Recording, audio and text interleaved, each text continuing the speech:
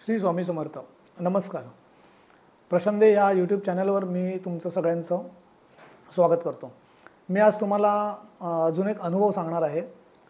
मी असं ठरवलं की आजपासून आपण गजानन विजय वाचावा म्हणून. म्हणजे असं सहज माझ्या मनात आलं की आजपासून आपण गजानन विजय वाचावा.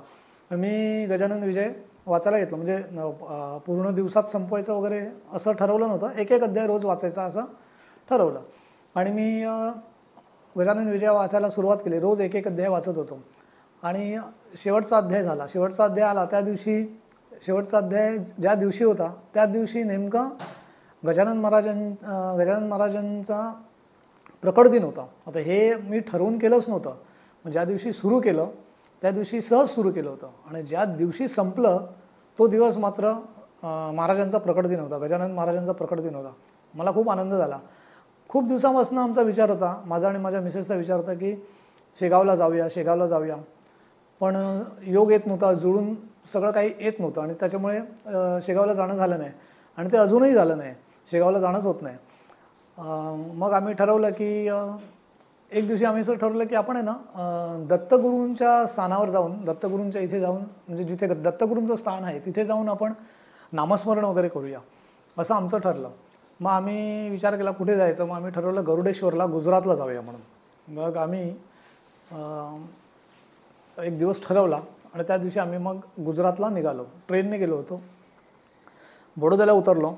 तिकडे आम्ही त्या दिवशी राहिलो. म्हणजे ट्रेन उशिरा पोचली होती, संध्याकाळी पोचली. मग त्याच्यानंतर आम्हाला गरुडेश्वरला बडोद्यावरून जाणं काय तर तसं लांब होतं म्हणून त्या दिवशी काही आम्ही गेलो नाही. दुसऱ्या दिवशी आम्ही एक प्रायव्हेट कार केली आणि आम्ही गरुडेश्वरला जायला निघालो. पण गरुडेश्वरला जातानाच माझ्या मिसेसच्या लक्षात आलं की आपण नारेश्वरला जाऊया, कारण गरुडेश्वर नारेश्वर हे जवळजवळ आहे. नारेश्वरला जाऊया आणि नारेश्वरवरून मग गरुडेश्वरला जाऊया असं आमचं ठरलं. आम्ही मग निघालो. आम्ही नारेश्वरला आलो. नारेश्वरला रंगावधूत स्वामींचं समाधीस्थान नारेश्वरला आहे. ज्यांनी गजानन आपलं दत्तभावनी ज्यांनी लिहिलेली आहे, म्हणजे दत्तभावनी आपण गुजरातीमध्ये ज्यांनी लिहिलेली आहे ते रंगावधूत स्वामी. मग त्यांचं जे समाधीस्थान आहे ते नारेश्वरला आम्ही तिकडे गेलो आणि खूप छान स्थान आहे. बाजूने नर्मदा नदी वाहते आणि जवळच आहे, काठावरच, नर्मदा नदीच्या काठावरच आहे नारेश्वर. तिकडे आम्ही पाय वगैरे पडलो. खूप मोठी जागा आहे. तिकडे आम्ही दत्तभावनी म्हटली आणि नंतर मग तिथून आम्ही याला निघालो, गरुडेश्वरला जायला निघालो. पण नंतर लक्षात आलं होतं की बालोद म्हणून एक ठिकाण आहे. तर मिसेस म्हणत होती बालोद, आम्ही वाचण्यात आलं होतं आमच्या की बालोद म्हणून एक तिथे आहे आणि तिथे दत्तगुरूंची तिथे मूर्ती आहे म्हणून आमच्या वाचण्यामध्ये आलं होतं. आम्ही म्हटलं कुठे आहे, तर तिथून ते जवळच होतं. म्हटलं चला अगोदर आपण बालोदला जाऊया. मग आम्ही तिथून बालोदला आलो. बालोदला आल्यानंतर तिथे आम्ही, म्हणजे ते आतमध्ये आहे, गावातून वगैरे असं जावं लागतं. पण ते सुद्धा अगदी नर्मदेच्याच काठी आहे, अगदी नर्मदेच्या काठी.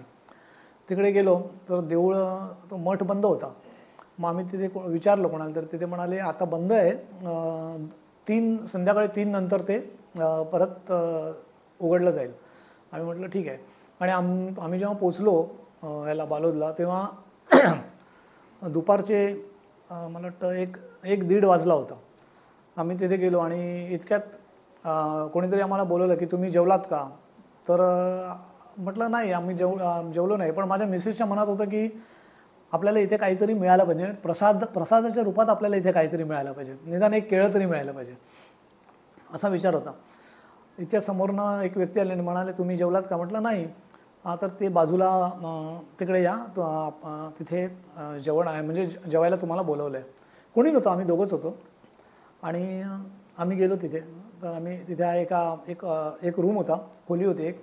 त्या खोलीमध्ये ताटं मांडली होती आणि सगळे जेवायला बसले होते. आम्ही सुद्धा बसलो. जवळजवळ एक 15-16 माणसं होती फक्त. आणि तिथे माझ्या एक्झॅक्टली बरोबर ऑपोजिट, म्हणजे ह्या बाजूला एक व्यक्ती बसली होती. त्यांच्याकडे ते सगळे बोलत होते. तोपर्यंत आम्हाला हे कोण आहेत, काय हे काहीच माहीत नव्हतं. आणि आमचं जेवण वगैरे झालं. मी त्यांच्याकडे मस्त गप्पा वगैरे मारत होतो. जेवण वगैरे झाल्यानंतर आम्ही उठून परत आलो.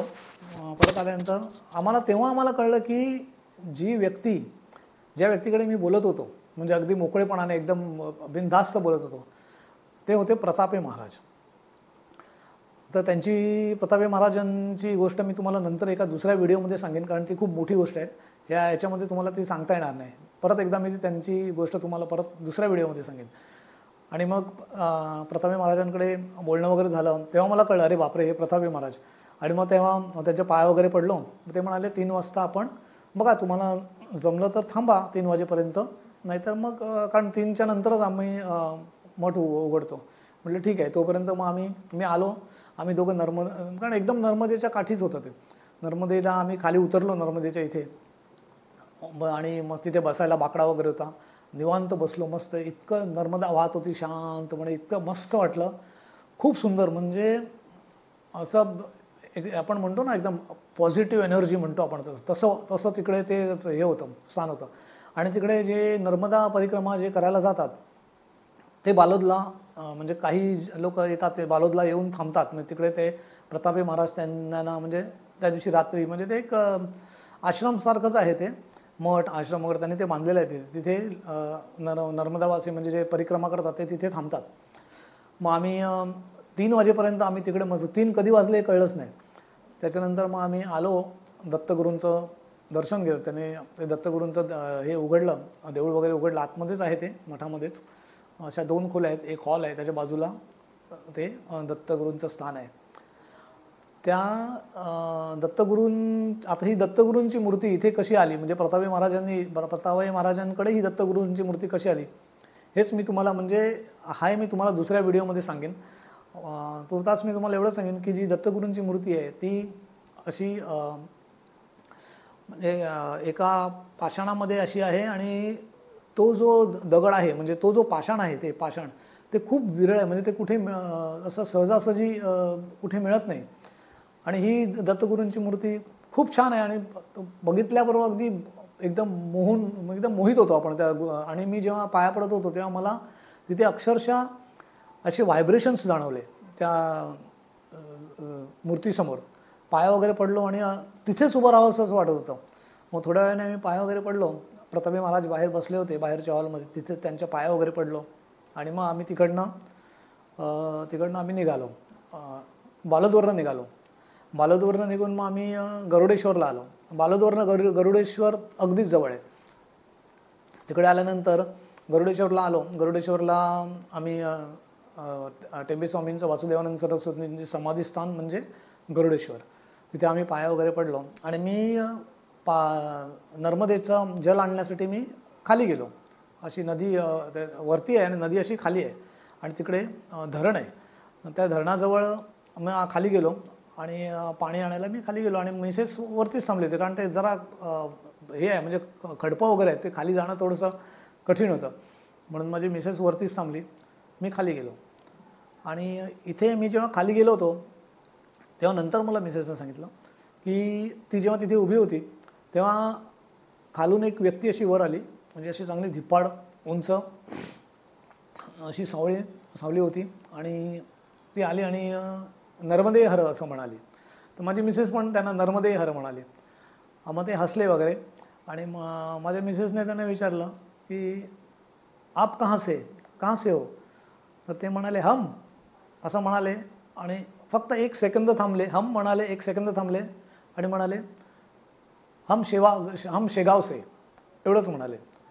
आणि मिसेस त्यांच्या पाया वगैरे पडली. आणि त्यांनी मिसेसच्या डोक्यावर हात ठेवला. माझी मिसेस सांगते की त्यांचा असा भला मोठा असा पंजाव, त्यांनी डोक्यावर असा हात ठेवला आणि आशीर्वाद दिला. मग माझी मिसेस म्हणाले की माझे मिस्टर आहेत ना, खाली गेलेले आहेत जल आणायला, नर्मदेचं जल आणण्यासाठी गेलेत, तर त्यांना पण तुम्ही आशीर्वाद द्या, ते येतील. अच्छा आने दो कुछ देंगे की नाही हमको, असं हिंदीमध्ये बोलत होते, कुछ देंगे की नाही.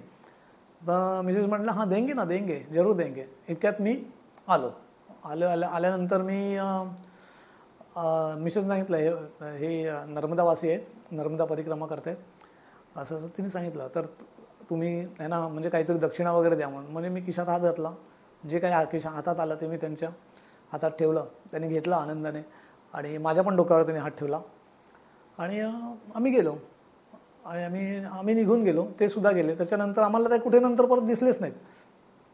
आम्ही आमच्या गाडीमध्ये बसलो आणि परत आलो, म्हणजे बडोद्याला आलो. बडोद्यावरनं मग दुसऱ्या दिवशी आम्ही ट्रेनने परत आमच्या घरी आलो. घरी आल्यानंतर मी एकदा म्हणजे असं एक 2-3 दिवसानंतर आम्ही गोरेगावला गेलो होतो. तर गोरेगावला गजानन महाराजांचा मठ आहे गोरेगावला. तर आम्ही त्या गजानन महाराजांच्या मठात गेलो होतो.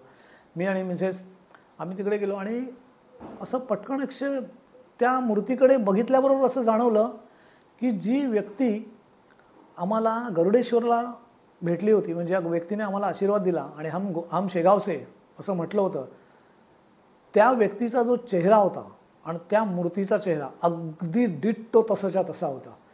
तेव्हा आम्हाला स्ट्राईक झालं की अरे, म्हणजे आपल्याला जे भेटले, आपल्याला ज्यांनी आशीर्वाद दिला ते दुसरे कोणी नसून ते प्रत्यक्षात गजानन महाराज होते. हा आमचा अनुभव आहे. म्हणजे असा अनुभव आम्हाला आला, गजानन महाराज प्रत्यक्षात असे भेटले. आणि मग गजानन महाराज म्हणजे शेगावला जायचं म्हणायचं पण योग येत नव्हता, पण गजानन महाराज प्रत्यक्षात आम्हाला गरुडेश्वरला भेटले. असा आमचा अनुभव तुम्हाला म्हणजे सांगावासा वाटला म्हणून सांगितलं. पुढच्या वेळेला मी तुम्हाला प्रतापी महाराजांबद्दल मी तुम्हाला सांगेन. ती दत्तमूर्ती प्रतापी महाराजांकडे कशी आली, कुठून आली ते तुम्हाला सांगेन. ते पूर्वी कसे होते, नंतर ते या अध्यात्माच्या ह्याला कसे आले, त्याचा एक व्हिडिओ मी तुम्हाला नक्कीच बनवून सांगेन. हां, आणि मला तुम्हाला एक सांगायचं आहे की तुम्हाला जर तुमचे अनुभव सांगायचे असतील काही आणि ते अनुभव तुम्हाला म्हणजे तुम्ही जर मला ते व्हॉट्सअपवर पाठवलात लिहून, तर मी ते त्याचे व्हिडिओ बनवून मी हे करू शकतो, मी पब्लिश करेन आपल्या यूट्यूब चॅनलवर. तर तुम्हाला जर वाटत असेल तर तुम्ही नक्कीच मला व्हॉट्सअपवर टाका. व्हॉट्सअपचा नंबर मी तुम्हाला इथे वरती स्क्रीनवर देत आहे. तर त्याच्यावर तुम्ही तुमचा अनुभव पाठवू शकता आणि मग मी नक्कीच त्याचा व्हिडिओ करून आपल्या चॅनलवर लोड करेन, पब्लिश करेन. नमस्कार. श्री स्वामी समर्थ.